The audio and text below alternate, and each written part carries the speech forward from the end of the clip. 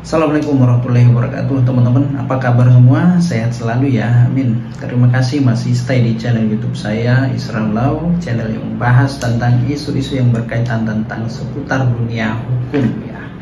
Oke, baik teman-teman, segmen kali ini saya mau bahas mengenai tunjangan hari raya atau THR. Nah, udah tahu belum apa itu THR?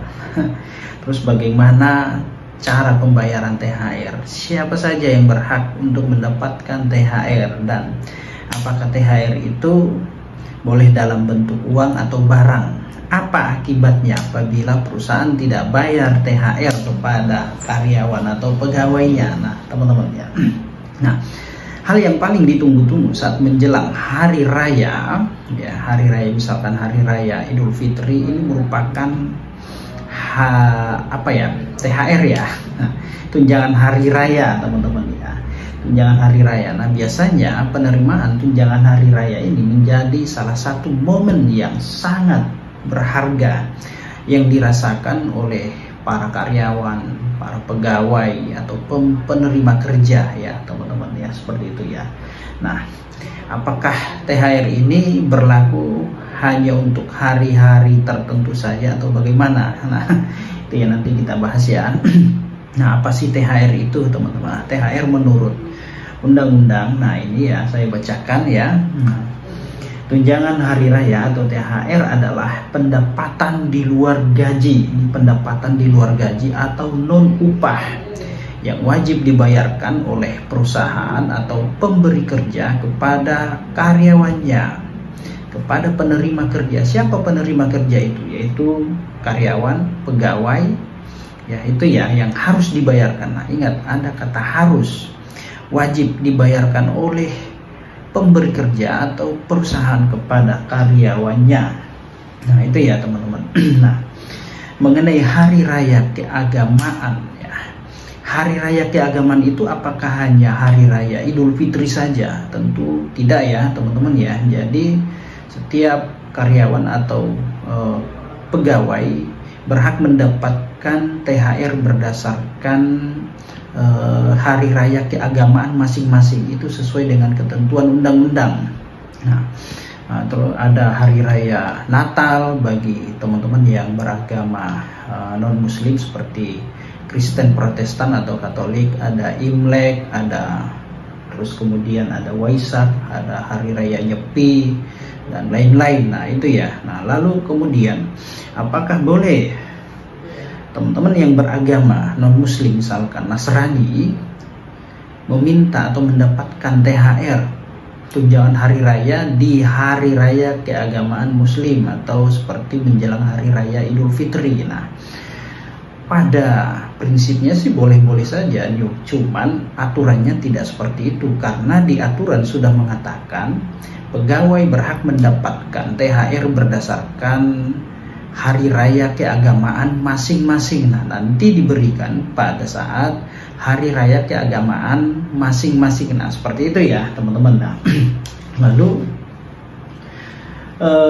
selanjutnya, apakah THR itu diberikan dalam bentuk apa nih? Apakah dalam bentuk uang atau dalam bentuk barang? Nah jadi begini teman-teman, THR itu harus diberikan kepada pekerja, karyawan atau pegawai harus dalam bentuk uang ya, dalam bentuk uang, dalam bentuk mata uang rupiah Republik Indonesia. Artinya perusahaan tidak boleh memberikan THR kepada karyawannya, kepada pegawainya itu dalam bentuk barang ataupun parcel ya. Ingat ya, karena berdasarkan ketentuan undang-undang nih ya teman-teman ya. Jadi ingat ya, peraturan ini sudah tertera di dalam Permenaker nomor 6 tahun 2016 itu teman-teman. Jadi pemberian THR itu haruslah dalam bentuk uang atau mata uang Republik Indonesia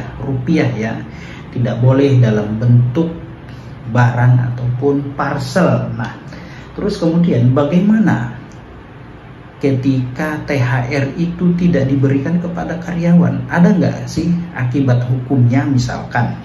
Nah jadi begini, bagi perusahaan bagi pemberi kerja, ingat ya, hati-hati karena pemberian THR ini sudah diatur di dalam undang-undang peraturan menteri. Nah, apabila pemberi kerja atau perusahaan tidak merealisasikan, tidak melaksanakan kewajibannya terhadap karyawan-karyawannya, maka ada akibat hukumnya, ada ketentuan yang harus ditanggung ya, akibat hukum. Nah, apa saja?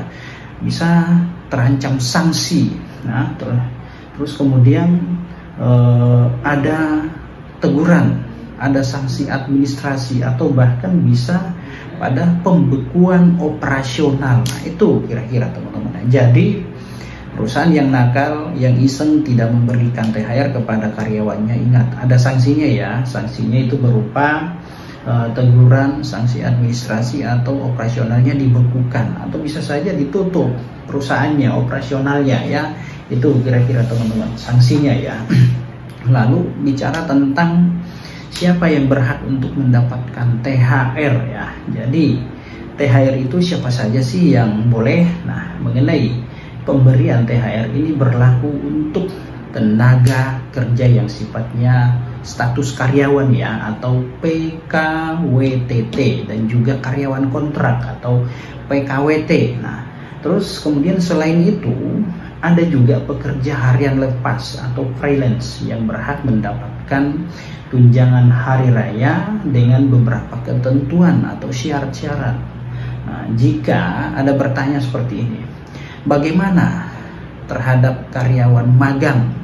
Nah, apakah mendapat THR, ataukah mungkin karyawan yang sedang training, apakah berhak mendapatkan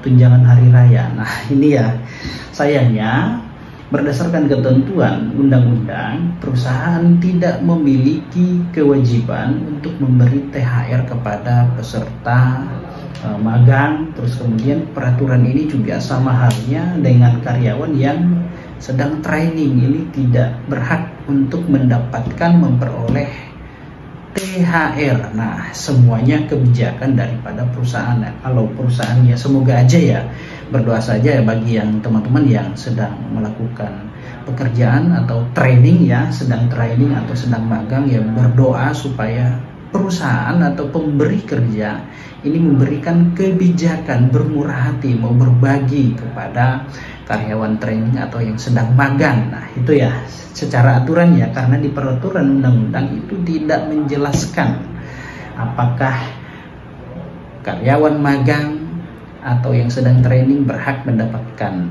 THR. Nah, itu. Nah, lalu kapan sih kira-kira THR itu dibayarkan? Nah, ini momen yang ditunggu-tunggu nih oleh seluruh karyawan, seluruh pegawai, pemberi atau penerima kerja seluruh di Indonesia ya, pasti menginginkan, wah kapan nih THR cair nih. Nah, oke, ini saya sampaikan ya bahwa ini perlu dicatat nih teman-teman ya. Tunjangan hari raya wajib dibayarkan paling lambat 7 hari ya, paling lambat 7 hari sebelum hari raya keagamaan tiba, dengan jumlah penuh dan tidak boleh dicicil ya. Ingat ya, jadi pencairan atau pemberian THR itu diberikan kepada seluruh karyawan, seluruh pegawainya paling lambat 7 hari sebelum hari raya keagamaan itu tiba. Seperti misalkan Idul Fitri nih ya, Lebaran bentar lagi, seminggu sebelum Lebaran atau 7 hari sebelum Lebaran Idul Fitri, THR itu sudah harus sampai ke tangan karyawannya, sudah masuk ke rekening masing-masing karyawannya. Jadi teman-teman yang sedang bekerja entah itu di mana ya, 7 hari sebelum Lebaran atau Idul Fitri, mohon dicek ATM-nya, rekeningnya sudah bertambah belum atau tidak. Nah, itu ya, itu di luar dari gaji pokok. Nah, ingat ya, THR itu upah dari di luar upah pokok ya. Nah, itu dicek sebelum 7 hari. Nah, mengenai jumlahnya yaitu nanti saya jelaskan berapa, tetapi ingat, pencairan THR itu harus dalam bentuk full penuh, tidak boleh dicicil. Nah, ini masih banyak nih perusahaan yang mencicil THR karyawannya, pegawainya.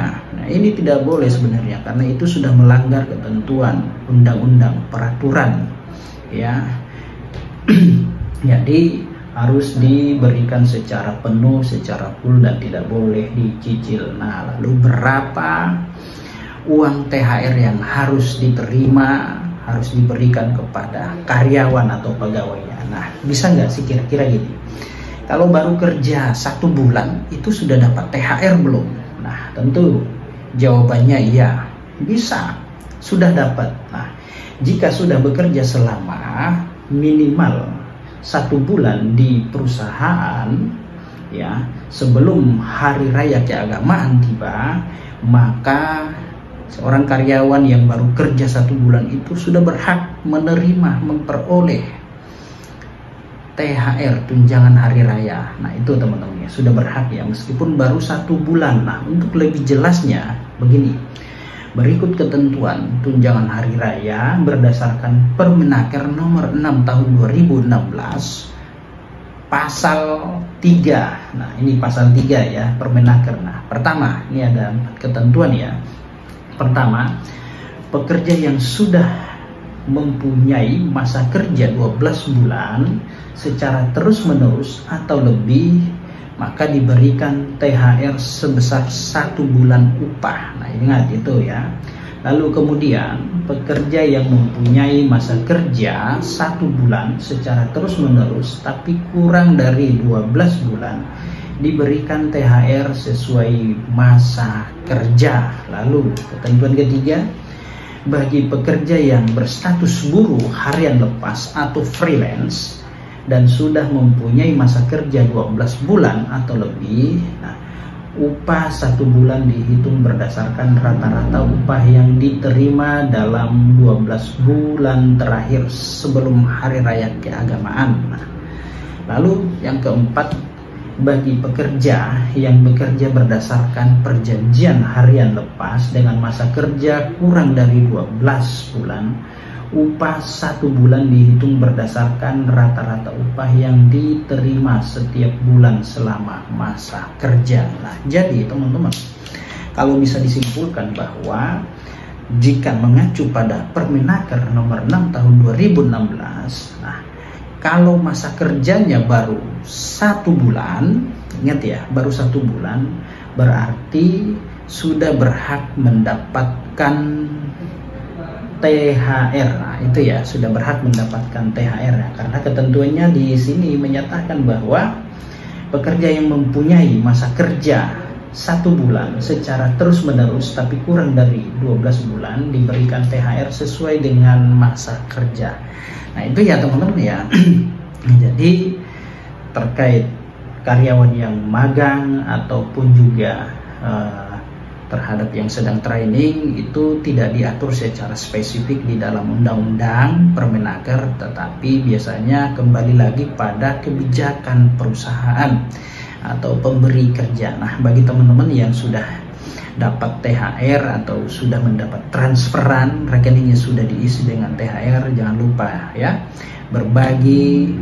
Ya, berbagi itu indah, berbagi itu mulia. Semoga rezekinya rezeki yang halal dan berkah. Amin ya rabbal alamin. Terima kasih teman-teman atas subscribe channel YouTube saya sehingga masih eksis di konten-konten YouTube seperti ini ya. Demikian, assalamualaikum warahmatullahi wabarakatuh. Salam.